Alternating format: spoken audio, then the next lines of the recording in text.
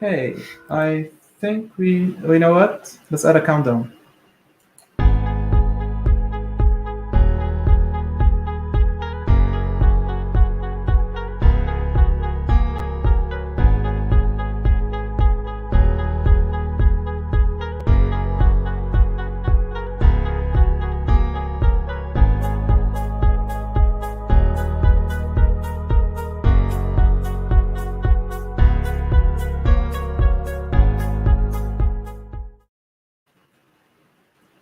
All right. Now we're supposed to be live, and we are available on Twitter. That works for sure. I can check on Twitch.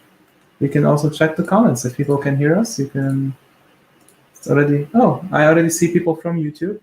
So that says my study says hi. Hi to you too. Okay, that's good. Hello everyone. My name is Joseph. This is Iyad, and we have Mlokhia at the bottom. And yeah, Mlokhia, would you like to introduce the show? Yalla. Okay, so just a disclaimer first, we'll be speaking in English to any non-English speakers. أول شيء بدنا نخبر إنه ما حنحكي بالعربي، حنحكي بالإنجليزي. للناس المشتركين أو بس بدهم يحضروا حيكون بالإنجليزي. Okay, so welcome to the Free Palestine Jam hosted by Arabic Games 2021. And just a little bit about the Jam. We want to tell you that the objective is to educate people about what's going on in Palestine. It's to keep the conversation going and to encourage people to get creative. So the Jam came as an impromptu event activity organization after the recent bombings in Gaza, and that's a little bit something that really shook us, and we felt we really needed to do this. So hopefully people will be encouraged to get engaged, and there's a feeling of urgency to the matter of speaking about Palestine. Okay, hello Rawan, welcome. Thank you for joining us. Hello, thank you very much for organizing this, and I'm glad to be here.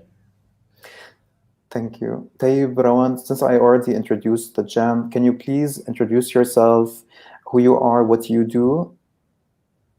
I'm a Palestinian filmmaker and media consultant. I've been doing documentaries for the last 20 years and commissioning documentaries and digital stories, mainly about Palestine, but also about many other issues in the Arab world. I'm based in Amman, Jordan.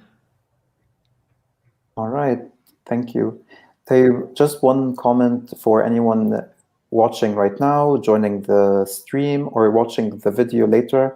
The video will be posted, so we just want to let you know, the Jam has started, so you can start working now, and you can submit your games at the end of the week or anytime. And okay, so thank you, Rawan. Let's start by the main topic, which is keeping the conversation going. Why is it a crucial thing to keep the conversation going about Palestine? Can you give us a little bit of a brief about the history?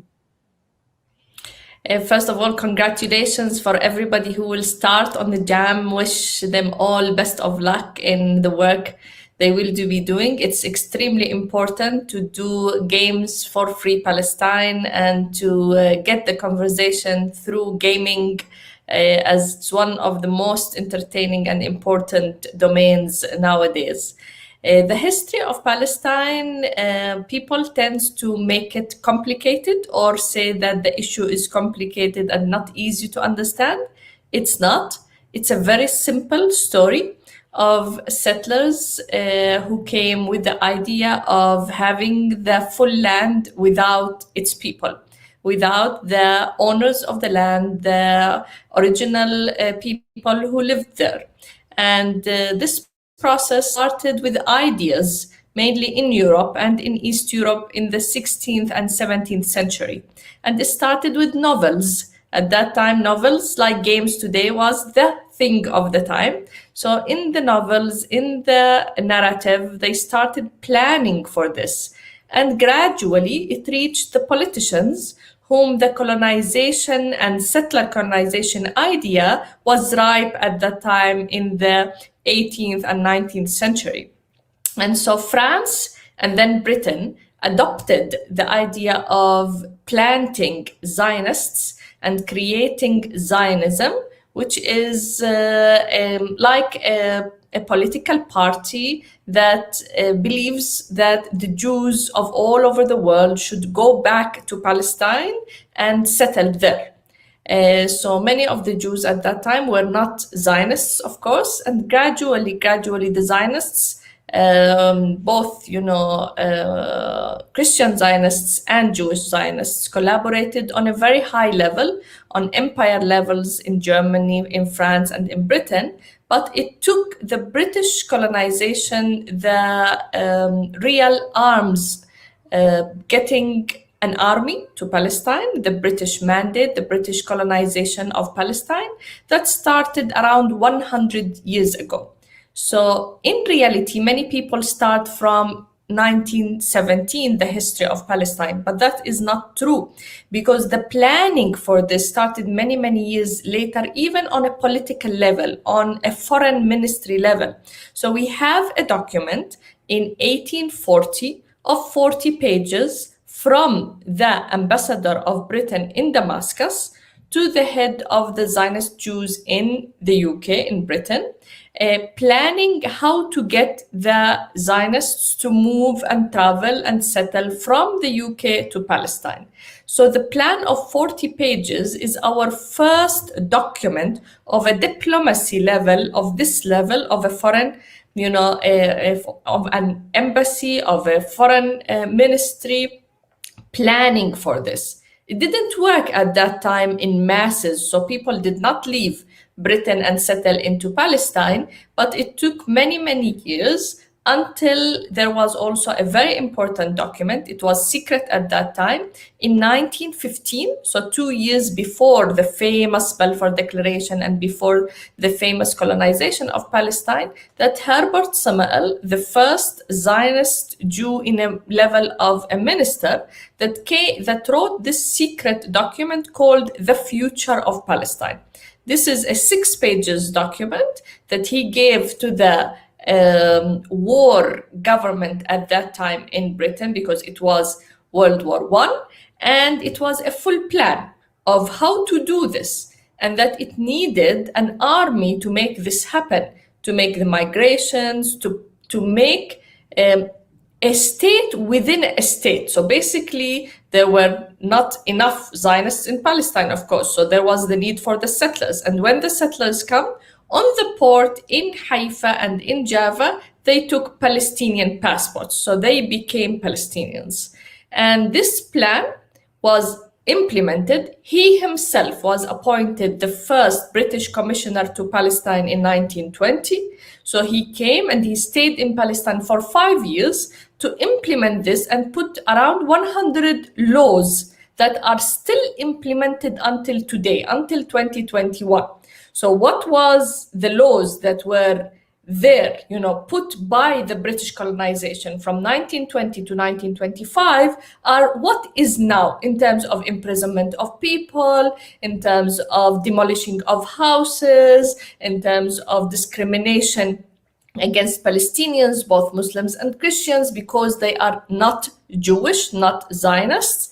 And so this thing was slowly and gradually and in a very clever way implemented into Palestine. It took, of course, an army of 70,000 British soldiers to come into Palestine to make it happen, because Palestinians were not happy with this idea of having settlers coming there and the idea of kicking them out. So the idea of ethnic cleansing, the idea of genocide for the Palestinians started from that time. But the climax of this was in 1948, when the Zionist movement understood that with all the British help and with all the privilege they were given and having their own schools, their own electricity system, their own water system, their own educational system, their own cities, even Tel Aviv had like a complete city alone, laws to be implemented, but they had only 5% of the land. And this land is given by the British mandate for any open land that is not private land. It's like a governmental public land. So after all those 30 years, they got only 5% of the land of Palestine. And this cannot make a state. So the only way the Zionists, after one complete year of weekly meetings that the Zionist leaders had with Ben Gurion heading this thinking, there was no other way but the ethnic cleansing. And the massacre started, a massacre in every single village and city, and then having each city or village surrounded from three ways, opening only one fourth way for the Palestinians and targeting them to leave. So in the north of Palestine, the way was towards Lebanon and Syria. In the south, it was towards Gaza Strip and Egypt, and on the east into the West Bank, what became, east of Palestine, the West Bank and Jordan. And this is how the refugees problem came, the Palestinian refugees, how the Palestinians became refugees due to a planned ethnic cleansing that took place from February 1948 until the 1950s. So while the British mandate was there, under the eyes of the British soldiers, the first ethnic cleansing started, and around 250 Palestinians became refugees. Gradually, this number reached, in the end of 1949, around 1 million Palestinians refugees who are now around 8 million. We don't have statistics, of course, because many of them ended up in Canada, America, Latin America, Chile, everywhere. The ethnic cleansing and the Nakba did not stop in 1948. It was the climax. It was the big thing, the biggest robbery in history in terms of robbing not only ethnic cleansing of the people, but removing their traces, not allowing them to come back, but also stealing the houses, the land, the books, the pictures, everything, and erasing them from history and erasing the word Palestine. So nowadays, when you go to any atlas, to any map internationally, there's no Palestine there. It's not there. You have only Israel and maybe sometimes West Bank, Gaza Strip, Jerusalem, but the word Palestine was removed from 1948 until today. And so it's extremely important to say Palestine and historic Palestine in our narrative, because this word is being targeted. And then the ethnic cleansing continued on small scale, on what's happening nowadays in Gaza with the bombardment from the sky several times during the last decade. The main aim is to get the Palestinians the idea that you are not welcomed in Palestine, in your land. And if you can leave, you should. And if you don't, gradually you will be killed or imprisoned in this country. And this happens in Jerusalem, inside Israel with the Palestinians, Israelis, with the owners of the land, around 2 million people who are Palestinians and living inside Israel. They were 160,000 in 1948. Now they are around 2 million people. And also, killing Palestinians on the checkpoints, targeting them, seeing the dehumanize of the Palestinians people continued throughout from 1948 until today. Nothing changed in this mentality of Zionism that needs to change if we are to get into peace. I'm so glad that some in the Jam will be using Palestine Remix into this. It's a great resource into the history of Palestine, because filmmakers, documentary filmmakers, I have my film Al Nakba there. It's a 4 hours documentary about the history of Palestine from 1799 until today. But many other filmmakers, Palestinian Arabs and international filmmakers, did documentaries that are available in Arabic, English, Turkish, and Bosnian. The same documentaries are also available on palambassador.org and on YouTube in Spanish as well for those interested. So Palestine Remix is the biggest audio-visual interactive platform about Palestine, and it helps those who want to understand more and visualize Palestine, because many of us cannot travel into Palestine, cannot visit Palestine. And if you are to like somebody or to like a place, you need to see this place, even if virtually. It's a good way to understand the story and visualize it. Correct. Thank you, Rawan, for giving us that very full summary of such a difficult history. I'm sure there are way more details to be covered, but since we are short on time, we will ask the viewers who are tuning in right now or watching this after it's recorded that Rawan has worked on many documentaries covering the history of Palestine that can be found in palestineremix.com and on YouTube, and you can check those out. The links are in the Discord, so if anyone here is not in the Discord, you can join the Free Palestine Jam Discord and check out the documentaries mentioned. So a question is, are there more sources for jammers to find history? There is a lot of excellent books about Palestine, great encyclopedias, great, historians, even Israeli new historians like Dr. Ilan Pape, who's teaching at Exeter University, or Avi Shleim in Oxford University. They wrote excellent academic books into Palestine. David Hurst, a British journalist who lived for a long time in Beirut, wrote one of the best books in the history. And the archive, Walid Al-Khaldi, did great job in having, still images.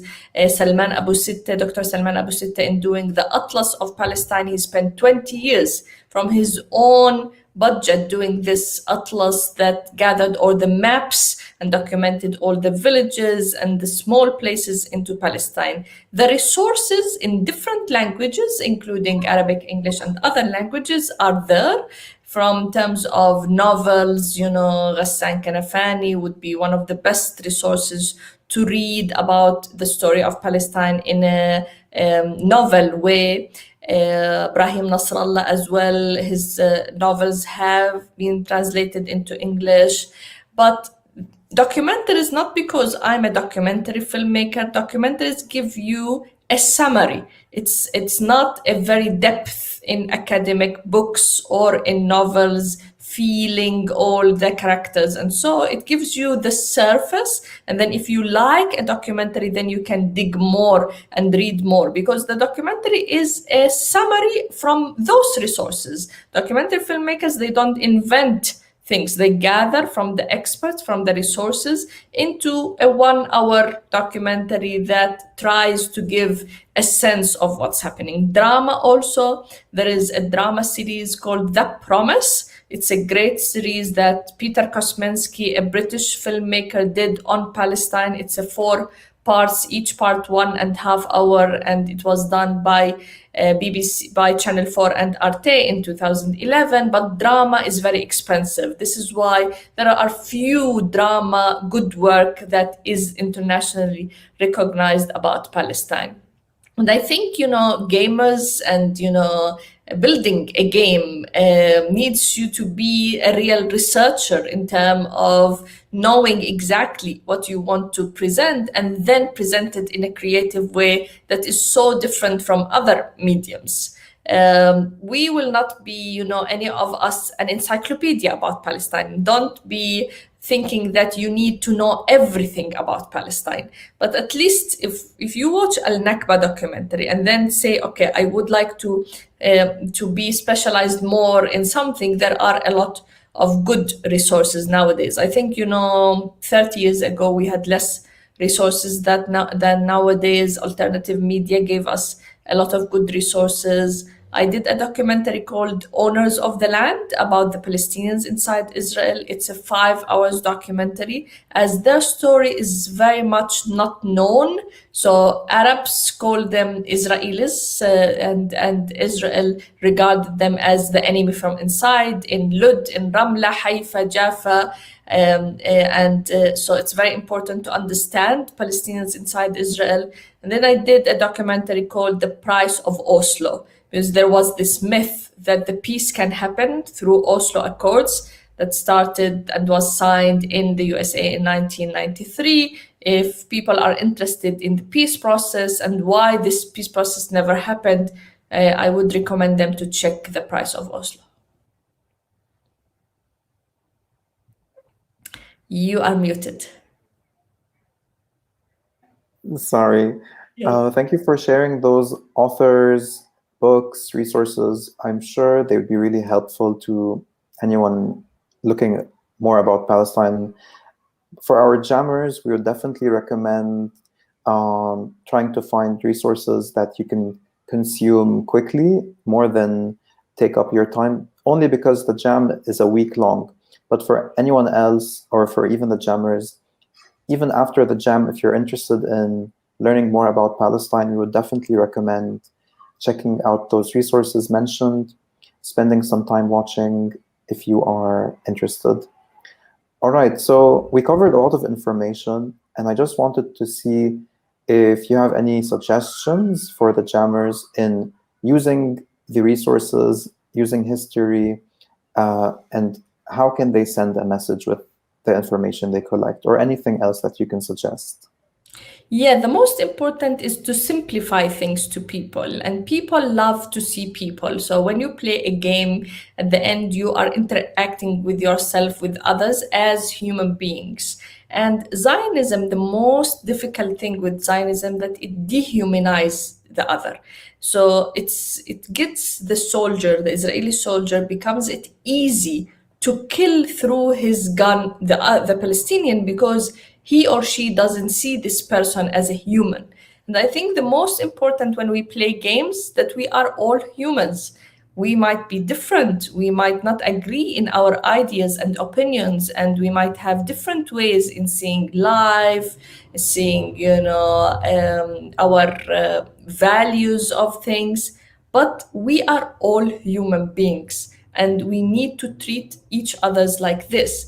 And if we get, the game and the users to understand how much in Palestine injustice cannot sustain, because it's completely wrong and completely a very sad thing to really dehumanize Palestinians and be easy to kill them, imprison them, demolish their homes, ban them from travel, ban them from having a love story.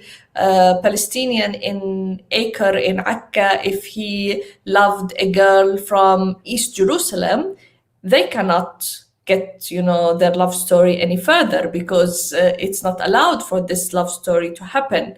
A student from Gaza Strip who would love to visit Beirut, he's not allowed to do this. It's one of his dreams to be there. A Palestinian from Nazareth, if he would love to visit Baghdad, that's impossible nowadays. There are a lot of things that normal we would love to do, because it's not only our right but our fun to do those things, easily. But these seem to be very complicated because of the situation in Palestine. So I think in the jam, people can dream. So I would advise everybody to dream a lot, because dreams are the only things that can transfer our reality to a different situation.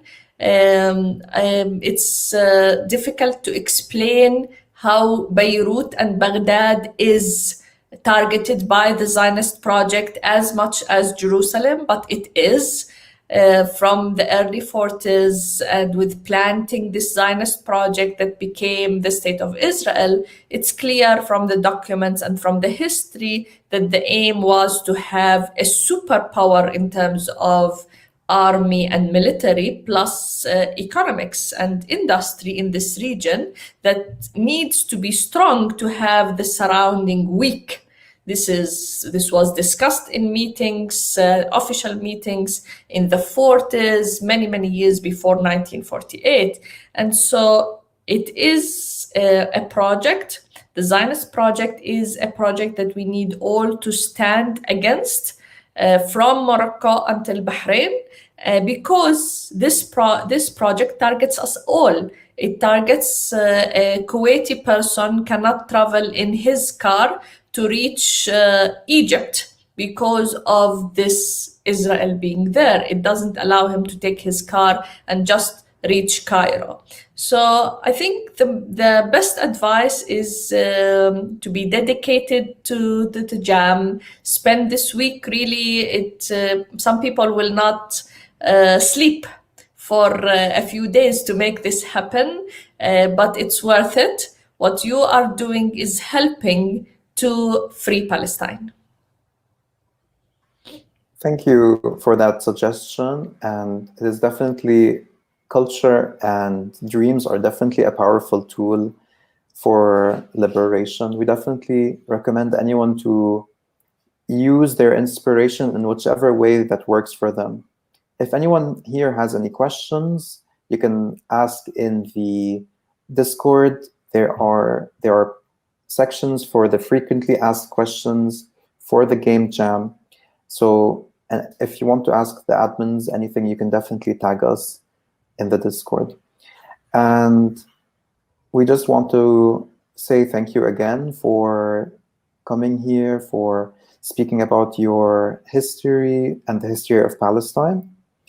And if anyone here is just joining, Rawan is a director and has directed many documentaries. You can find those on palestineremix.com. And if anyone wants to join the Discord, the links are on the itch.io page. All right. Thanks a lot. I'm so glad that I came here and wish you all the best, and for the jam, the success. Thank you. Do you have any last messages or words you would like to share? Palestine is a very nice country, history, culture. It's part of this Mediterranean, MENA region, Middle East and North Africa, the Arab world, that deserves to be free and to have no settler colonization and to have a happy story for its history. It's our responsibility to write the coming history, and we should do it. Thank you again. And that's about it for the talk with Ms. Rawan Daman. And next up, we are going to another talk. So everyone here, stay tuned, stay in the live.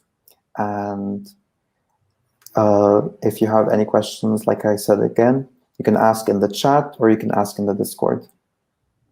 Okay. Thank you very much. You're welcome.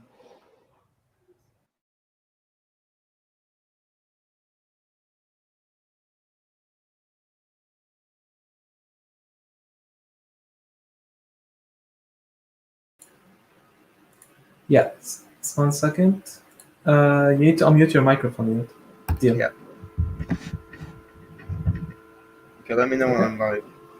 Yeah, you are live. Everyone can see you, so say hi to people. Okay, hi everyone. Sorry.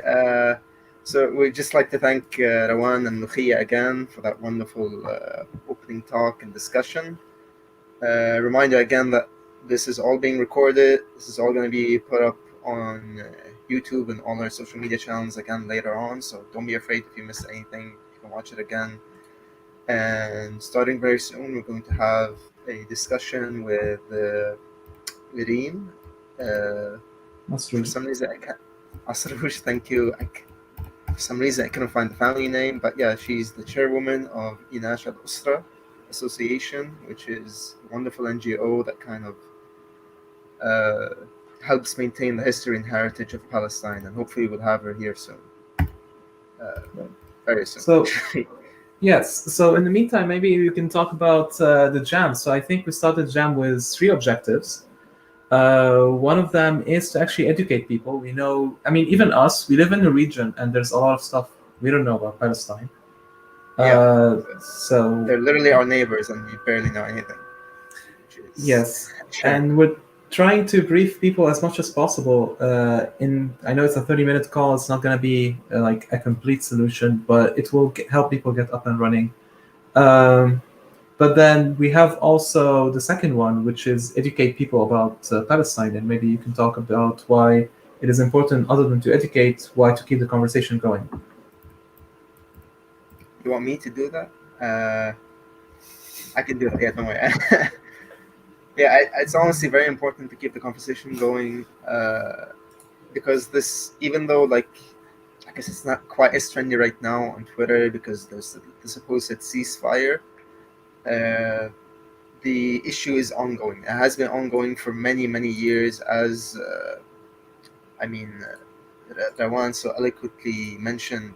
This is something that has been happening for a very, very long time. This ethnic cleansing has been planned even for a very, very long time.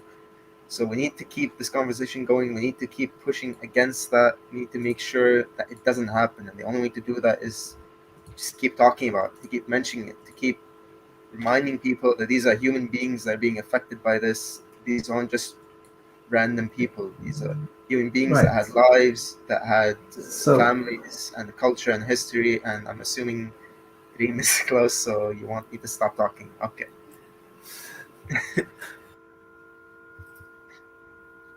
Hello.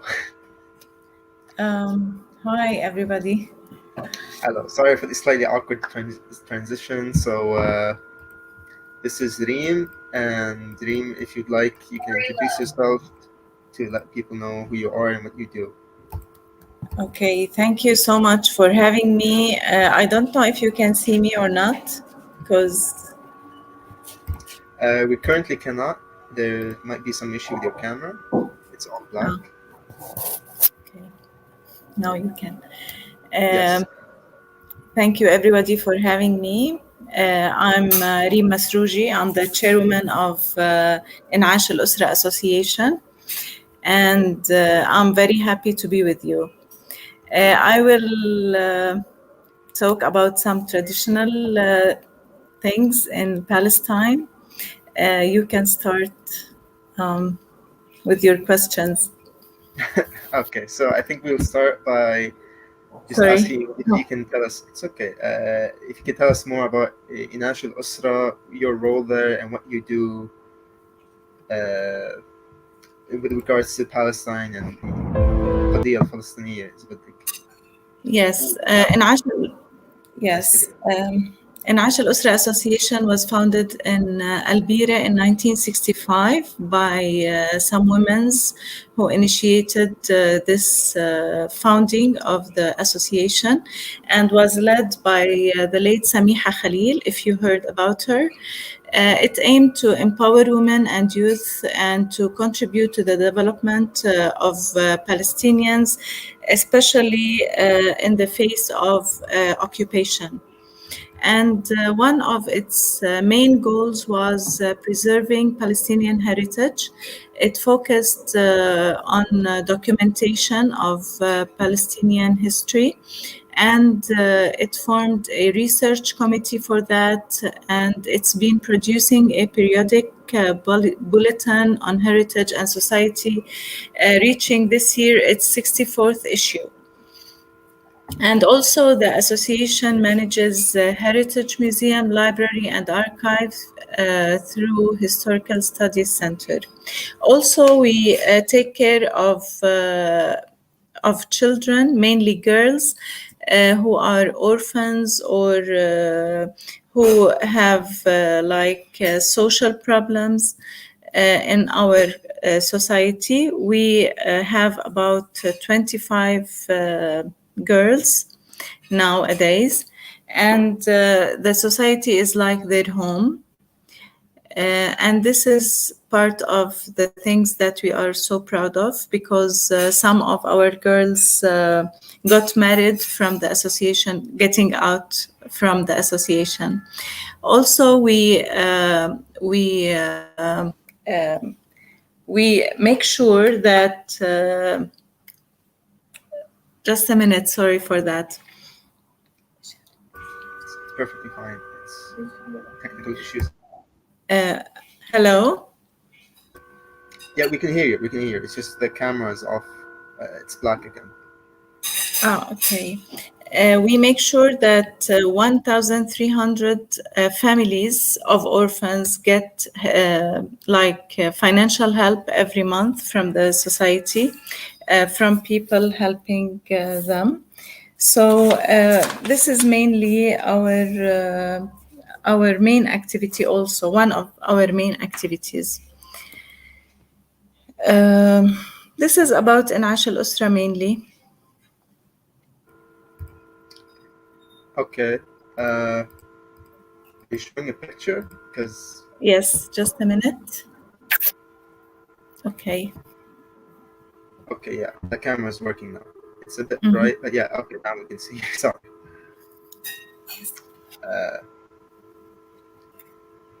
Okay, if you can show us the picture again, just because we missed it a second ago. Which picture you mean? I think you were trying to show us a picture on camera, or am I mistaken? Because it was black from our side. No, I have a problem with technology. So my camera was off, and then I opened it. All right, it's fine. So we're not here to talk about technology anyway. So, you mentioned the Palestinian history and heritage, and when I think, and culture as well, personally speaking, when I think of heritage and culture, one of the first things I think about, even though I don't look like it, is I think about food. So I don't know if you can tell us a bit more about more traditional Palestinian and Levantine cuisine and some of the specific foods and cuisines that are made in Palestine. If you can share anything you have about that, that would be amazing. Yes. Maybe the most famous dish that we have is musakhan.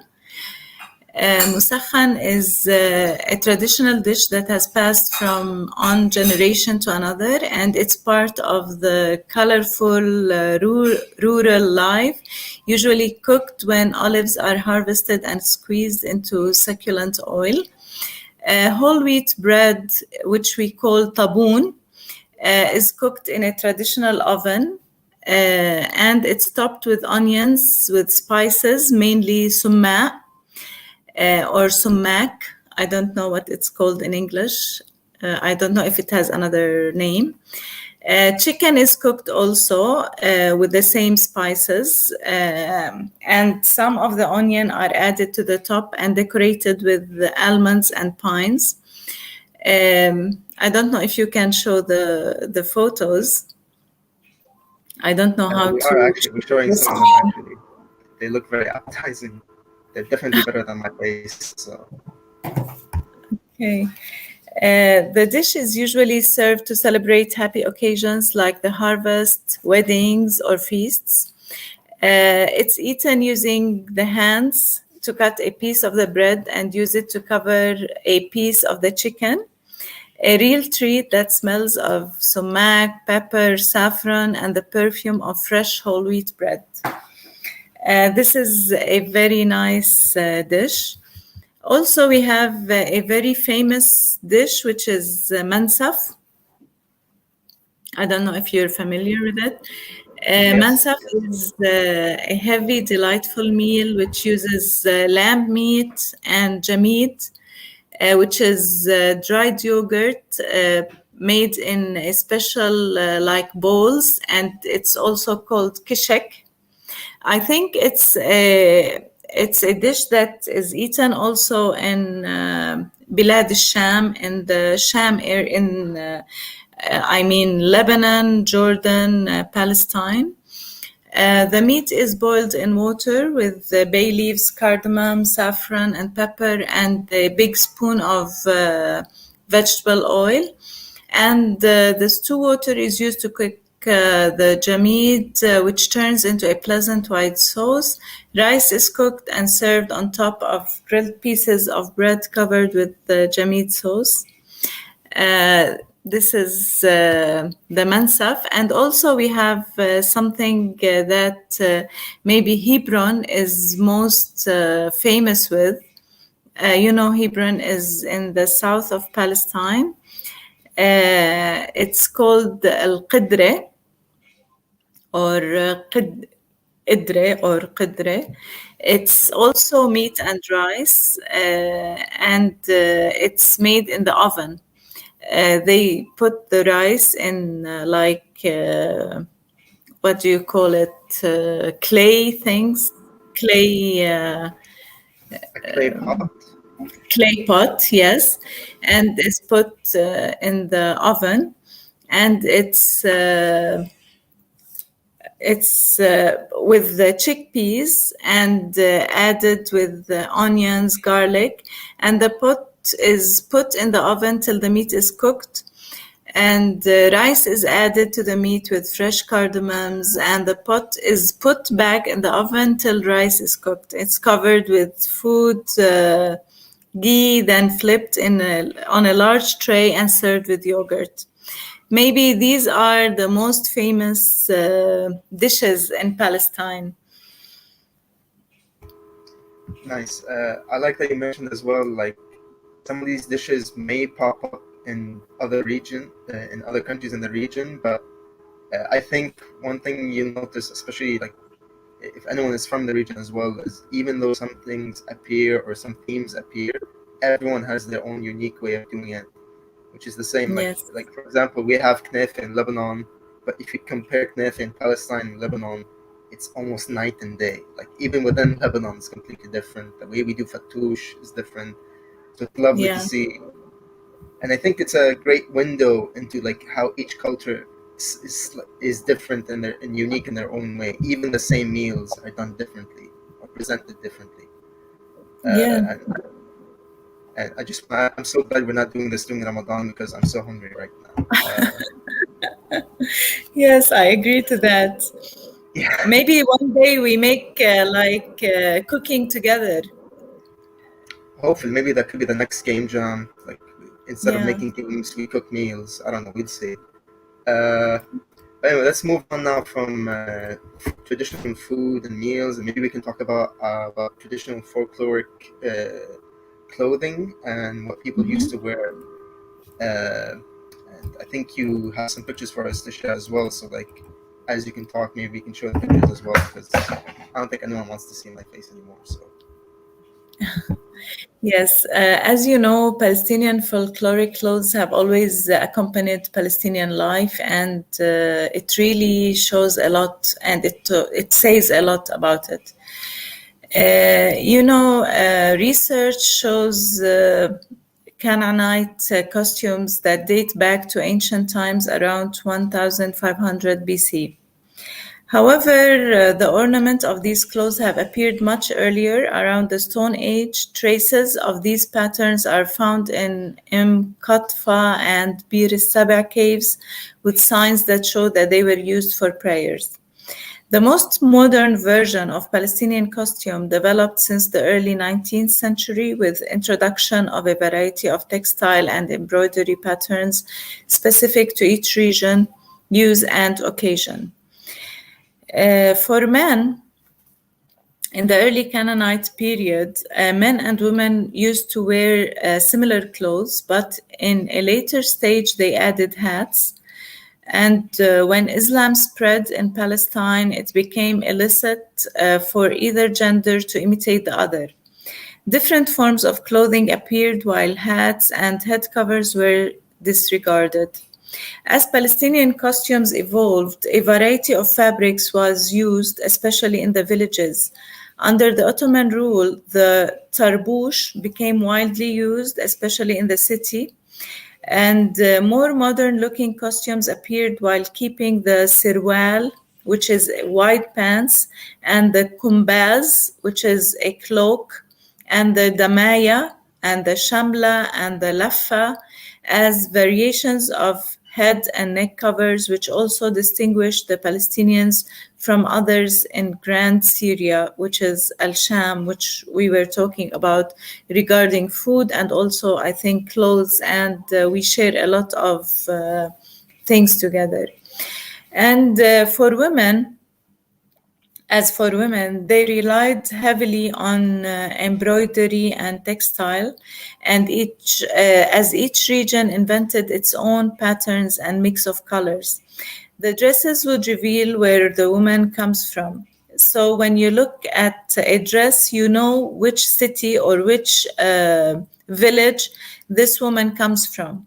So with fashion development in general, new strings and shapes and fabrics were used. However, Palestinian women's dresses preserved their distinctive features. Older ladies don't use the same embroidery patterns and colors like younger ones. The dress of a widow would be different from other women. Fabric had to be adapted to weather. Dresses also revealed women's social class and working status. Thus, the Palestinian dress began to narrate the longevity of the Palestinian history. So our dresses talked a lot about us, about our history, about the social situation. So I think it's very interesting to see the different colors, different styles, and different headwears of the Palestinian dresses, thobe, which is called the thobe. Nice. I love there's so much variety in that in all these clothes and like stuff we don't usually see. Like, I don't know about you, but usually when I watch a movie, if there's an Arab, they're just always wearing a bomb suit. They're never wearing a thobe or anything else. So it's good to see that there is actually variety. It's good to remind people that. Yes, and you know what? I think that this variety comes from the fact that Palestinians or Palestine, it's so deep in culture. It's a very cultured country. And also Bilad al-Sham, all of it, but Palestine mainly. I think this comes the variety of wearing of clothes, the variety of food, the variety of culture things comes from the deep cultural roots of this people. Absolutely, because I think because of the geographical location and the history of the fact that it's a place that's existed for so long, so many things have passed through there and so many ideas, and it blends in such a beautiful way, and hopefully that never gets erased, honestly. Inshallah. Inshallah. We'll make sure of it. Yeah.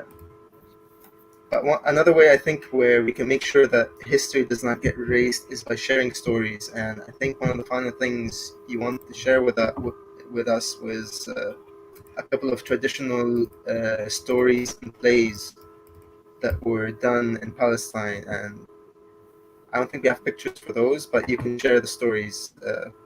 So please go ahead. Yeah, maybe we want to talk about. I want to talk about some plays that our games people used to play.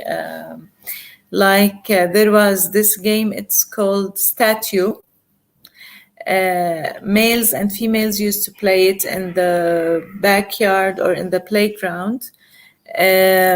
The players were divided into two teams, and they toss a coin to see which team will start first. And the other teams try to catch the running team. However, if a member of the running team claims to be a statue, he stops and he says, "Statue," so he can't or she can't be caught. So to come back to life, the statue must be touched by another member of his team, and he would still be running. Of course, these games, we used to play them like hours and hours and hours, and they used to be so much fun. Also, we used to have a game called High and Low, and also females and males used to play it in the backyard or in the playground. And also they toss a coin to choose the participant who will stay in the middle, and then the other players stand on a higher place and start communicating with signals to move from top to bottom without allowing the child in the middle to take over any of their places. Of course, these games were invented when there was no social media, no way to communicate with each other, but playing with each other. So I remember when we were young, we used to spend from morning to dawn in the playgrounds and outside. Also, there's a game called Hot and Cold. Also, males and females used to play it. This can be played in the house or in the classroom, any time of the day, of course, and many players can play it. A person is selected to leave the room, and the other players hide an item, and the person who left the room must come back to find it. And when the person is close to the item's hiding place, the players shout, "Hot, hot, hot."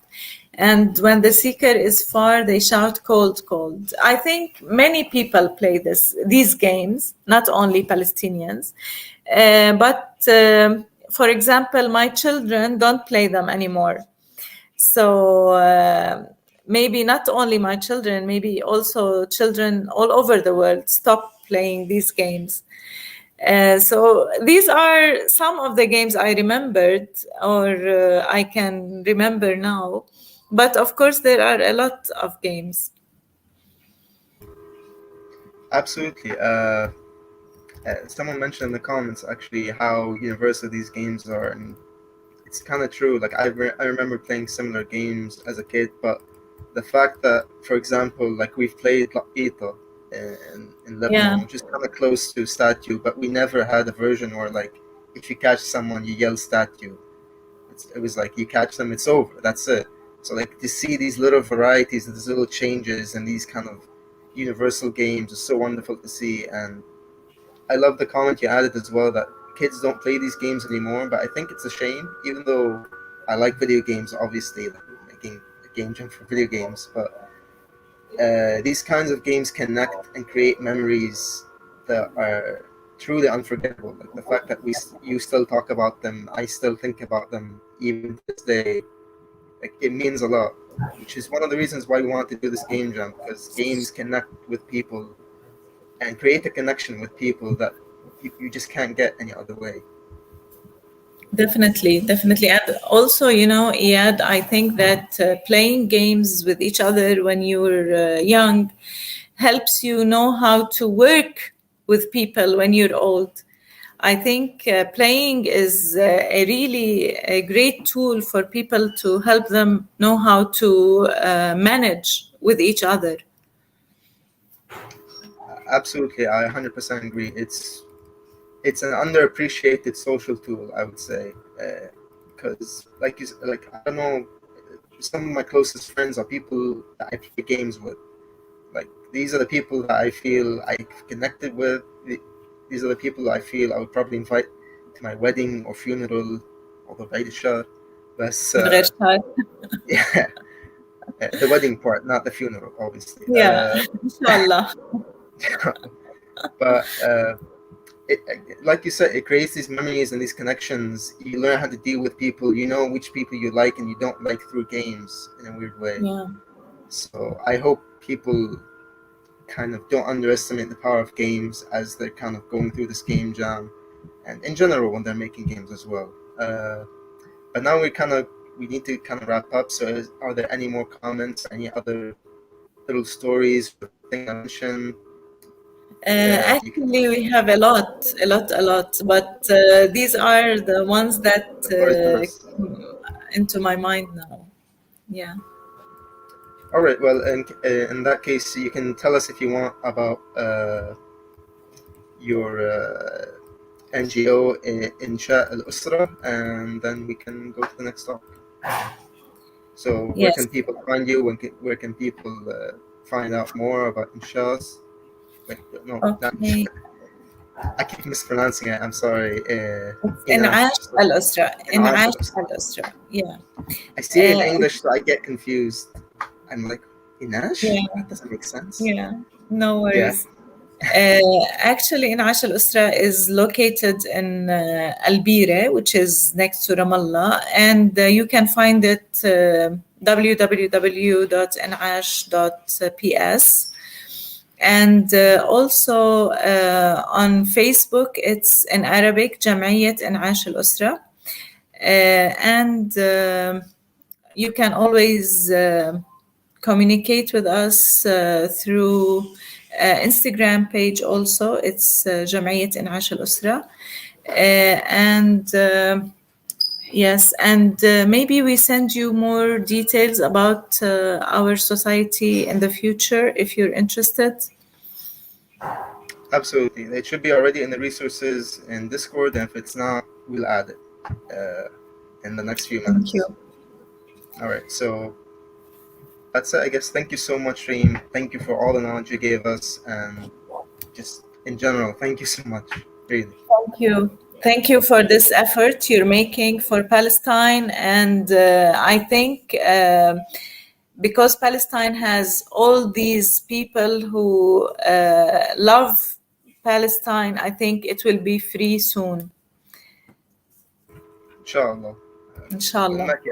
It's the least we can do, and I really hope very soon it'll happen. All right.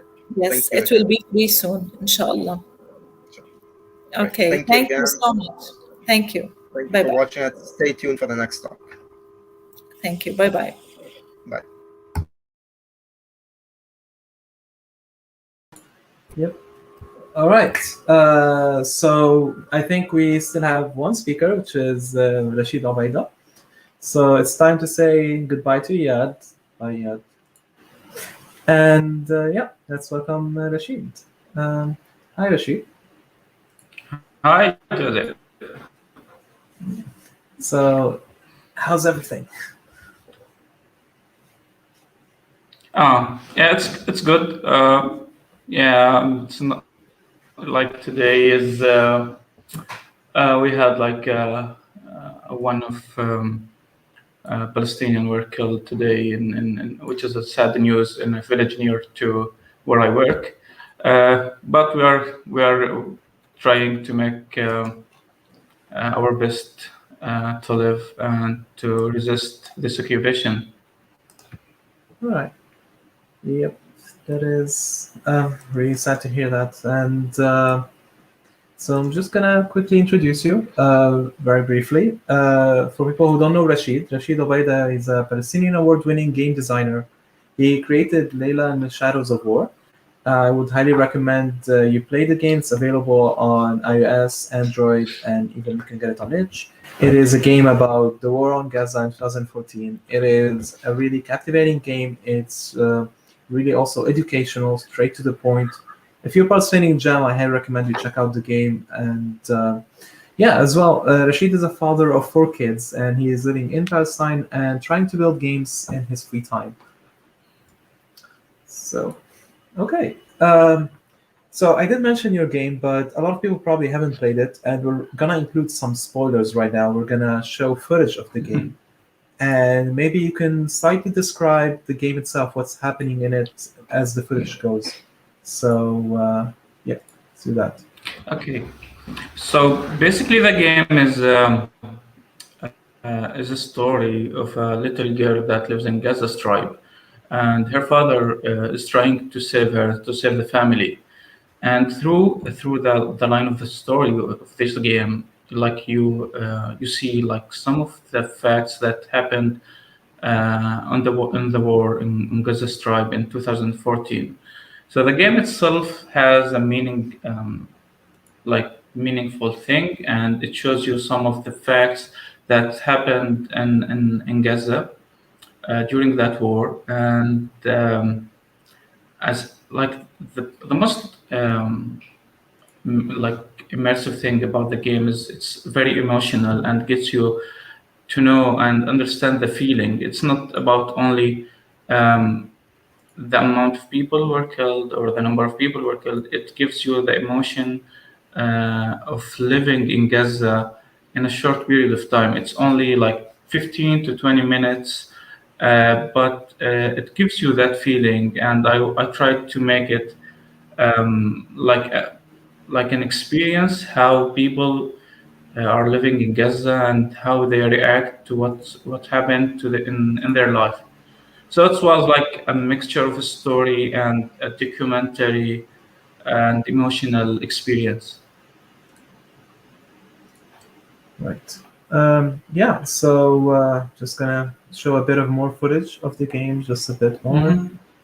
I like how, for example, I mean, it's not much to like, to be honest, but there's like those small incidents that happens in the game.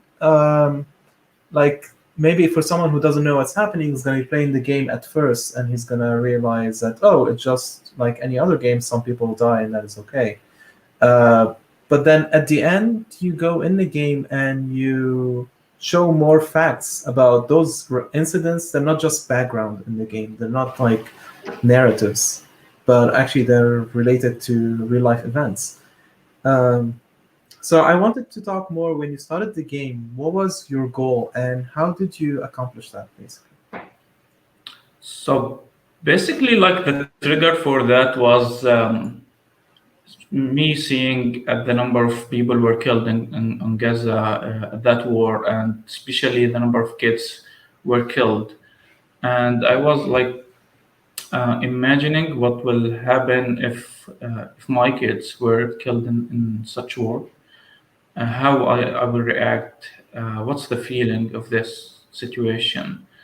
And at that time, like the mainstream media is not covering the Palestinian story, and only one side of the story is shown on the mainstream media, which is like the Israeli story. Always, it's the Israeli story, and how they have they always dehumanize the Palestinians, and they are not showing their stories. They are not talking about them as human being.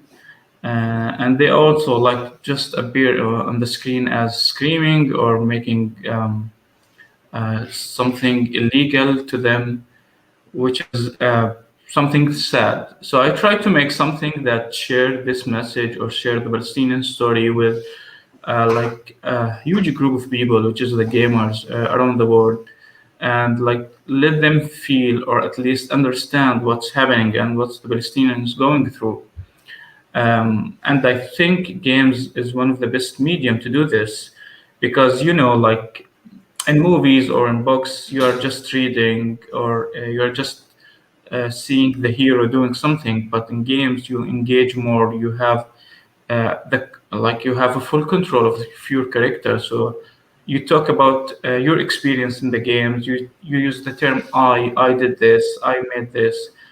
But in any other media, it's you are always talking about the hero. So you are the third party, or you're just a viewer. The games give you that emotion that you are in control, and whatever happens to the character, it's directly affect you, because you feel like you are the character, and you become one with the character itself that you are playing with. So I thought like games is something that I could do, and it's one of the best medium that could deliver this message. So I used it like as my way to tell a story for everyone, for a group of people that never heard about Palestine or like knew anything about Palestine. I think like Layla was a successful project and successful thing that shared this message with more like almost 2 million downloads. Okay. Yeah, so I also want to add that, well, you touch on a very important points, which is people hear the Israeli story mostly and not the other side as well. And this is really common in wars. Mostly, history is usually written by the people who won the war. And we've seen also a lot of, there's been a lot of attacks on anything related to media, like the Al Jazeera building, anything to silence what's happening. And this is also an important point here, which is games are also a very powerful medium to get some information, to share the story, but also to build that connection with the viewer that is playing the game and experience more. So let's see. Now, this is a really tricky question. And the thing is, when someone is under all of this pressure and all of this tragedy around them, find it really hard not to build a game that is literally just something like short-lived, something to let go of the anger you might have. So you might go with a first-person shooter and just go straight to okay, I just want to shoot at these people, whatever. But if you chose to go into something deeper, make a game that actually educate people, and this was actually that showed to be more successful for sure. And I just wanted to know, how did you manage to maintain your focus and to work on this under those stressful conditions? Oh yeah. Let me tell you first. You're correct. The first attempt to anyone is to express his anger. Maybe he will make a first-person shooter game or maybe a strategy game or something about shooting and killing. But when you realize that the mainstream media, let me say, is trying always to dehumanize the Palestinians, you need to make to write your battle and to choose your battle. They are dehumanizing Palestinians, so you have to show the human side of this story for the Palestinians themselves. So I choose this as my way to resist the occupation and show the human side and the human story, the story of the human being and the Palestinian in general, and show we are humans, we have emotions, and we care about our families, and we care about our loved ones, and we're not just numbers, and we are not just zombies that people are killing. We are human, and we deserve to be to live and treated as a human, and to be shown, and our story should be shown everywhere. So this is why I choose something maybe usually people don't select as a first option, but I think this was the success of Layla itself. How I managed to do this, it was a hard thing to do actually. So it was the nature of the game itself is very depressing, and the war in 2014 was 51 days, and I had to live the war itself for 2 years because I wanted to transfer and to share the emotions of the war itself for everyone. So I stayed working on this game for 2 years, and on daily basis I had to see the images and to see the footage, to know the people that were killed and to read more about their stories. So it was not a fun experience to have. It was a difficult thing, and I wanted to quit many times. And even picking the team and working with people was not that easy, because the nature of this game also is a risky somehow, because you put yourself under danger, because you are making a noise and you're talking about yourself. And we saw many examples about when people try to speak out loud about Palestine or about the injustice in Palestine, they get arrested or something like that. So it was not that easy for me to pick at the team and to work with people. So it took me a long time to find the right people. They weren't to work for this thing. I'm not trying to scare anyone who wants to make something for Palestine, but it's for me as a Palestinian and living under occupation, they can just do anything for me. And so putting yourself in that position was not easy, and I understand that. So I tried to work with a team like from outside of Palestine. So it was like hard experience in general, but like what kept me like moving on is the cause itself and the purpose of the game that I wanted to make. This is like the big why for this game. This is like the only thing that helped me to continue this game.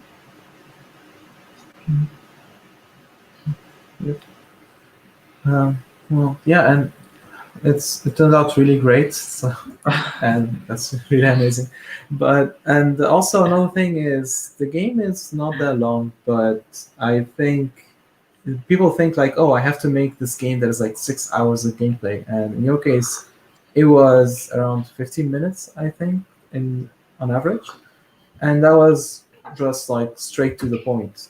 Yeah. And that even like didn't have to use like amazing 3D graphics. You didn't have to use those really groundbreaking animations or anything else. So everything was just simple. And yeah, I think this is an advice on its own for jammers or participating who are intimidated by there's just so much knowledge to put. I guess this is something they can do. So speaking of the jam, I think I have 2 questions about that. And the first one would be if you can just share with us, how did you start your journey to game development to make games? Because a lot of people can just be intimidated by just making the game itself. And when they hear about other people's stories, that can encourage them to say like, oh, I can make this too as well.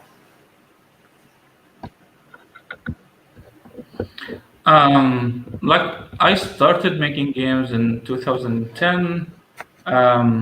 At that time, like I was start working on mobile apps and trying to make some mobile apps, and I figured out like I could make games because I was a gamer and I loved playing games. I spent many hours playing games, and I wanted to do this as something like fun. So I learned on like there was a new engine at that time, so I started working on it, learning more about game development, and I started working on a game maybe like 2010, 2011, and I released the game on the App Store and Google Play, and I tried like it was like my first game. And I tried to make a company out of this game, which was like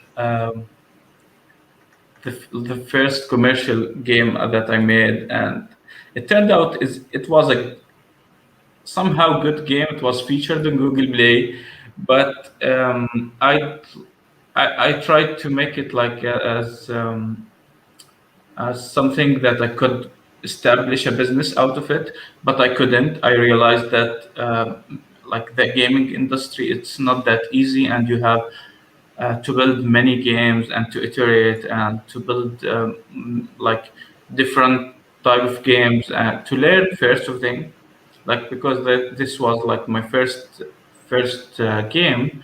You need to build more games to understand how this will affect and how the people will react to your game and how your game will make people feel. And I didn't have like enough financial to make like more iteration as a company, so I quit making games as like as a stream of a revenue for me, and I worked on something else. But I had this idea of making games inside my head, so I tried to make games in my free time. And when the war, like in 2014, like happened, I picked that as a trigger for me to do something meaningful. Because if you think about making games always people or always game developers try to make like the next Call of Duty or the next Battlefield or the next Angry Birds or whatever. Like they want like to do something that it's already known globally, and they want like to make it a hit. But usually, if you talk about something specific about your life, about your environment, about yourself, this is something unique. No one will have your experience. So if you try to pick something from your life as an indie, now I'm talking as an indie developer, like you're working by yourself or with a group of people. If you try to make something personal that you only have and you only the only person like at least have this special experience, or maybe talking about your country or about your environment or about your journey in life, this will be unique because like commercial games do not touch your personal story. They touch maybe more common story around the world, and you will find like amazing thing because many people um, will understand your story and they will react to you and understand you, which I think it's the unique advantage of being an indie developer, an indie game developer. Um, for me personally, if this is an advice for anyone, for any indie developer, don't try to make another big, huge game talking about like something global. Just try to make it more personal about you, about your life, about your story, and people will react to that. That actually was my last question, which is if you have any advice for jammers. If you'd like to add more advices to that, my guess. Yeah, that was like an advice in general, but for this jam, I think this jam, like because it's specific about Palestine and the theme is free Palestine. Um, let's make it like talking more about humanizing Palestinians and sharing the culture of Palestine. And I always think like keep it simple and finish it. Just keep it simple and try to finish your game. It's much better than making it like a huge and like at the end you will just get annoyed that you did not finish like 50% or like 30% of your game. Just try to keep it simple. Just pick something or pick like a short story, maybe a story of a child who wants to see the beach, because like we are living in the West Bank and we are not allowed to visit the beach. That's it. Like maybe just a story of a child who wants um, to like just to walk to his school without being passed by checkpoints. It's like as simple as this. Like go to the primitive, like human feelings and the primitive thing, because like as like the Palestinian here is fighting for their primitive and basic rights, like moving or the freedom of talking and the freedom of moving from one city to another city. These are like the basic human needs, and we are fighting for it. So just pick a very simple thing and build on it. Don't complicate things and try your best just to finish it, to finish the story. There is there are huge number of stories that is like uncovered in Palestine that needs someone to talk about. So this is basically my advice for everyone. Yeah, this is great advice. And if I were to add a few things, is one, if you haven't already, make sure you play Leyland Shadows of War. It's really a good reference. But also definitely encourage you not to try to replicate, but do your own thing. as well.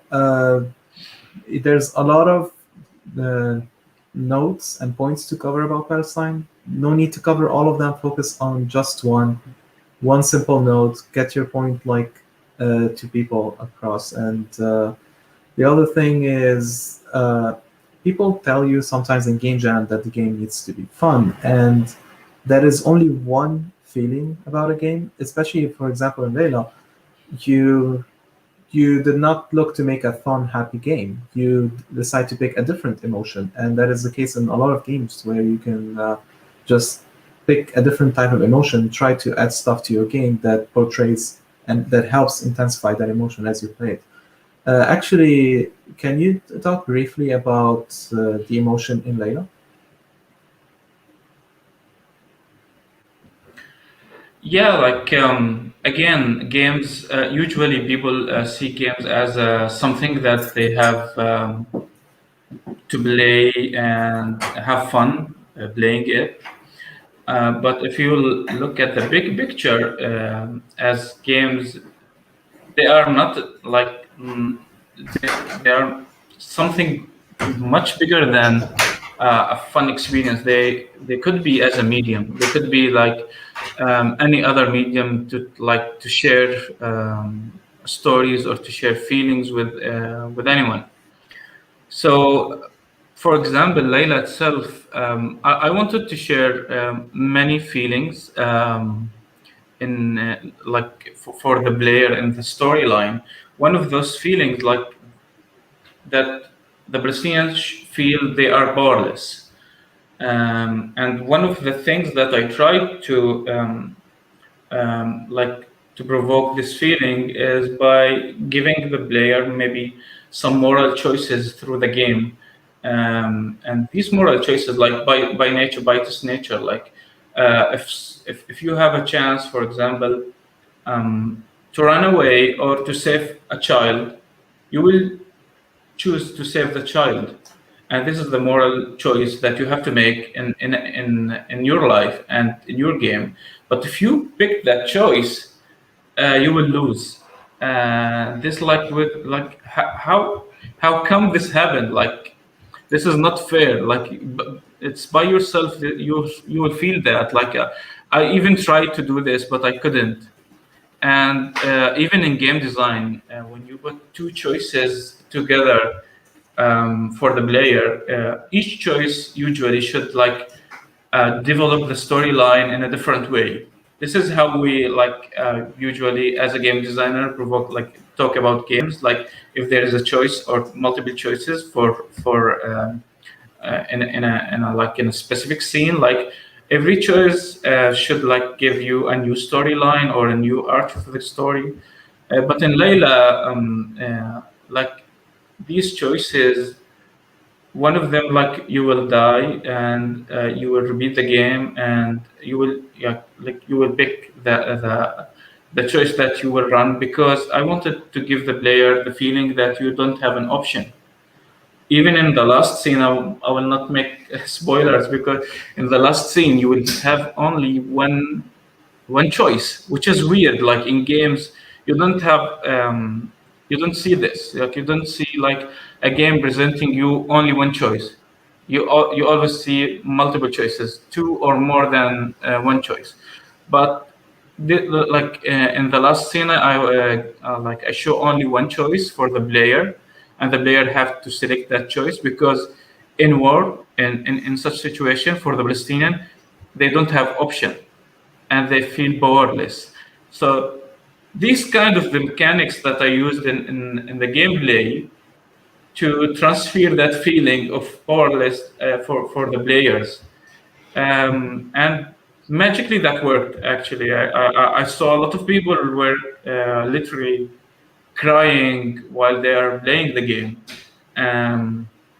because they felt it. It was like an intense experience for them. This was for me, seeing is was shocking, because I literally was most of the time writing the code, trying it. I was crying while writing the code, and I didn't thought people will cry playing the game.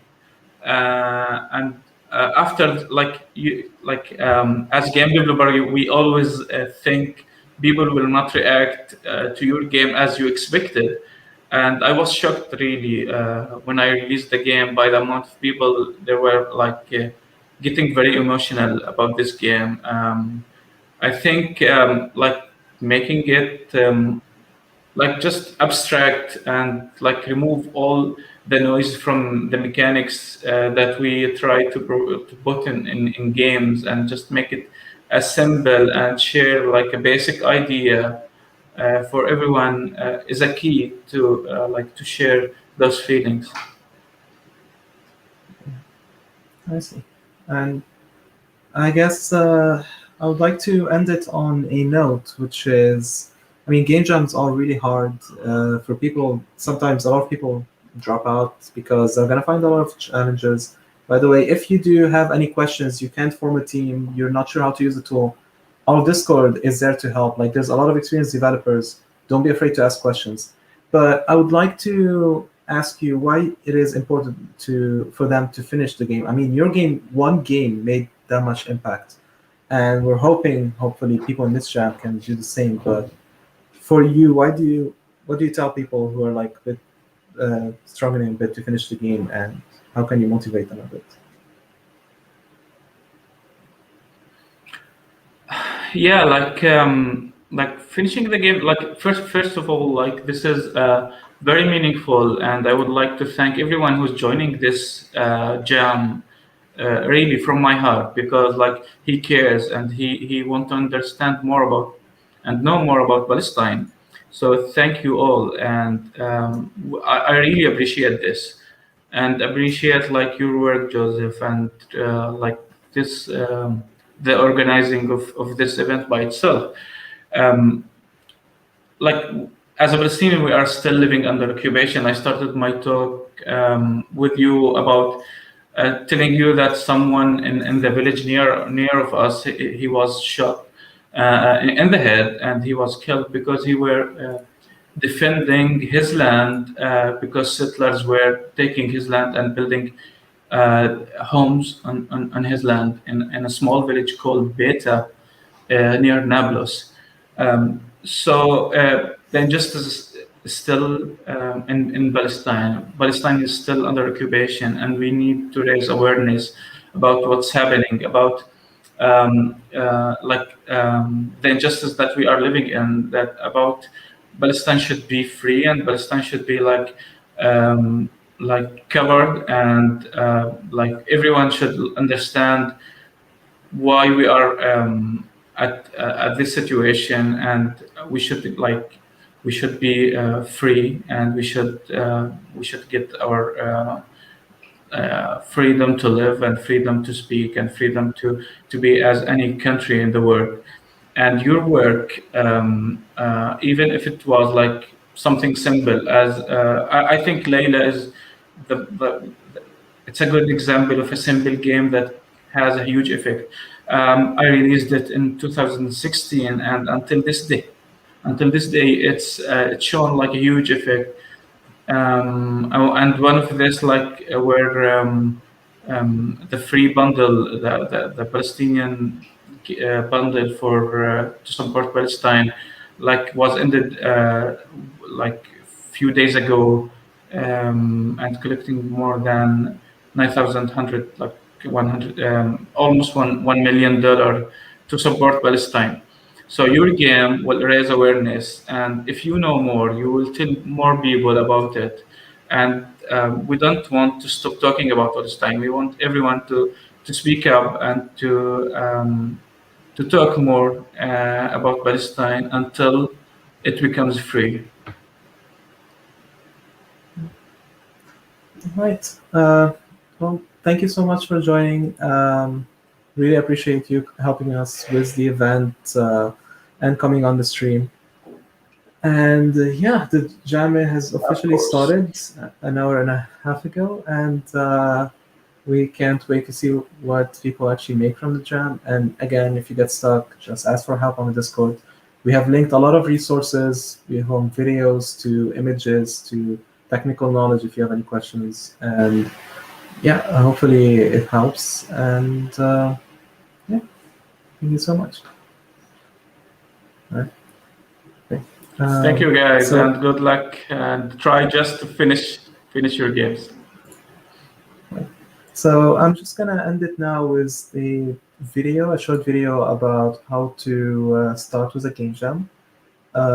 If you have any questions about the video or anything unclear, make sure to write in the Discord channel, and we'll do our best to improve the video for our next jam, basically. All right, here we go. معاكم جورن من عربي جيمز، وفي الفيديو ده هنتكلم عن الجيم جامز. هديكم شوية نصايح عنها. فأول حاجة، يعني إيه جيم جام أصلا؟ الجيم جامز دي بتبقى إيفنتات لمطورين الألعاب، ممكن تكون فيزيكال، ممكن تكون فيرتشوال أو أونلاين.